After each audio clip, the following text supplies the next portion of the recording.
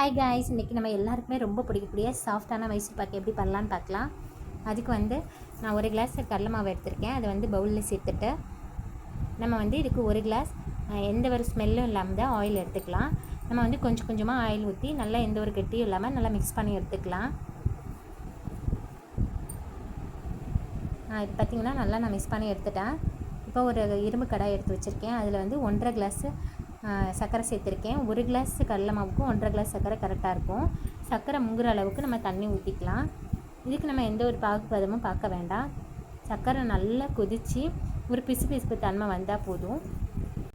இப்போ பார்த்திங்கன்னா சர்க்கரை பாகு நல்லா ரெடி ஆகிடுச்சு. நம்ம இப்போ கரைச்சி வச்சுருக்கக்கூடிய கடலை மாவை நம்ம சேர்த்துடலாம். கொஞ்சம் கொஞ்சமாக சேர்த்து மிக்ஸ் பண்ணுங்கள்.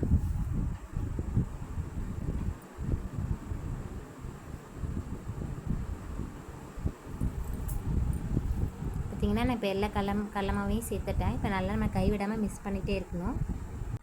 அப்போ நம்ம கடலை மாவு கரைக்கிறப்போ ஒரு அரை கிளாஸ் ஊற்றி நான் கரைச்சிருந்தேன். மிச்சம் நமக்கு கொஞ்சம் ஆயில் இருக்குது. அதில் நான் 2-3 ஸ்பூனு நெய் சேர்த்துக்கிறேன். நெய் சேர்த்துக்கிறப்ப ரொம்ப வாசனை நல்லாயிருக்கும்.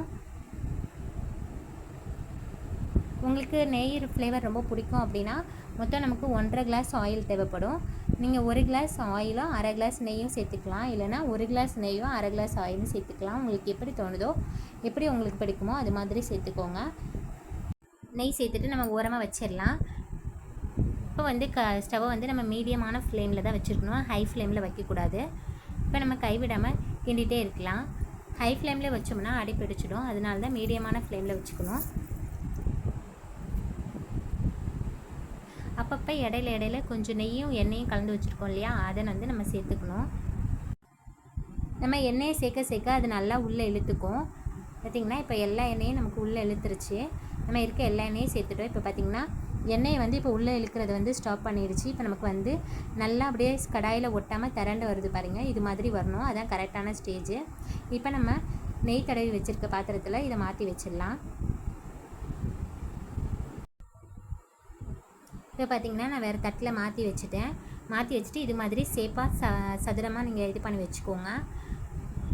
இப்போ பார்த்திங்கன்னா கொஞ்சம் ஆறிடுச்சு. ஆறுனதும் நீங்கள் பீஸ் போட்டுருங்க.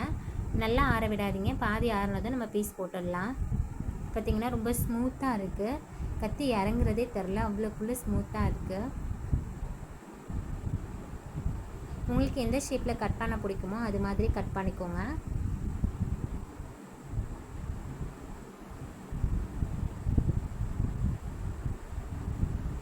இந்த மைசூர் பாக் நீங்கள் வாயில் வச்சோன்னா அப்படியே மெல்ட் ஆகி போயிடும். அவ்வளோ சாஃப்டாகவும் அவ்வளோ டேஸ்டியாகவும் இருக்கும். நீங்கள் ட்ரை பண்ணி பாருங்கள். எல்லாருக்குமே சின்னவங்கலேருந்து பெரியவங்க வரைக்கும் எல்லாருக்கும் ரொம்ப ரொம்ப பிடிக்கும். நம்ம போட்டிருக்க சுகர் அளவு கரெக்டாக இருக்கும்.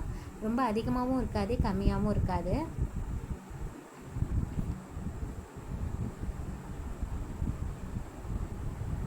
பார்த்திங்கன்னா இப்போ கட் பண்ணிட்டேன். ஒரு 1/2 அன் ஹவருக்கு அப்புறம் நம்ம இதை பீஸ் போட்டு எடுத்துடலாம். பார்த்திங்கன்னா 1/2 அன் ஹவர் ஆகிடுச்சு. பார்த்திங்கன்னா நீங்கள் கத்தி வச்சு இப்படி லைட்டாக தள்ளுனீங்கனாவே உங்களுக்கு அப்படியே தனித்தனியாக வந்துடும். பாருங்கள், பார்க்கவே எவ்வளோ அழகாக இருக்குன்னு. டேஸ்ட்டு ரொம்பவே நல்லா இருந்துச்சு. கன்ஃபார்மாக ட்ரை பண்ணி பாருங்கள். ட்ரை பண்ணி பார்த்துட்டு எப்படி வந்துச்சு அப்படிங்கிறத கமெண்டில் சொல்லுங்கள். பாருங்கள், நான் இதை இப்போ உங்களுக்கு பிச்சு காட்டுறேன் எப்படி இருக்குன்ட்டு.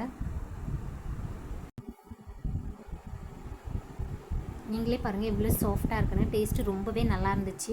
நெய் நம்ம கம்மியாக தான் ஊற்றி செஞ்சுருக்கோம். ஆனால் நெய்யோட ஃப்ளேவர் ரொம்பவே நல்லாயிருக்கு. இந்த மைசூர் பாக்கை நீங்கள் வாயில் வச்ச உடனே அப்படியே கரைஞ்சி போயிடும். அவ்வளோக்குள்ளே ஸ்மூத்தாக இருக்குது. சாப்பிட்றதுக்கு ரொம்பவே டேஸ்ட்டு நல்லாயிருக்கு. சர்க்கரை அளவு எல்லாமே கரெக்டாக இருக்குது. இதே மெஷர்மெண்ட்டில் நீங்கள் ட்ரை பண்ணுங்கள். உங்கள் எல்லாருக்குமே ரொம்ப ரொம்ப பிடிக்கும். இந்த வீடியோ உங்களுக்கு பிடிச்சிருந்துச்சின்னா மறக்காமல் நம்ம சேனலை சப்ஸ்கிரைப் பண்ணி, லைக் பண்ணி, ஷேர் பண்ணி, கமெண்ட் பண்ணுங்கள். தேங்க்யூ.